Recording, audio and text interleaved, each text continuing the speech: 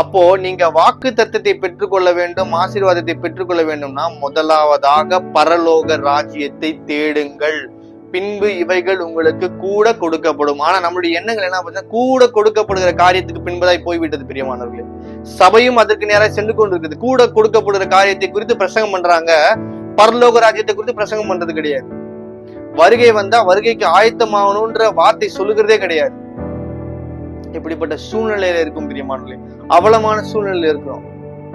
சத்திய வசனத்தை கேட்க கிடையாத பஞ்சம் வந்து கொண்டிருக்கிறது, நடந்து கொண்டிருக்கிறது.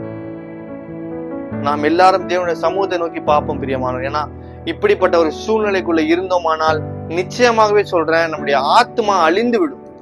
தேவனுடைய வருகையில கைவிடப்பட்ட போயிடும். தேவனுடைய ராஜ்யத்துக்குள்ள பிரவேசிக்கவே முடியாது.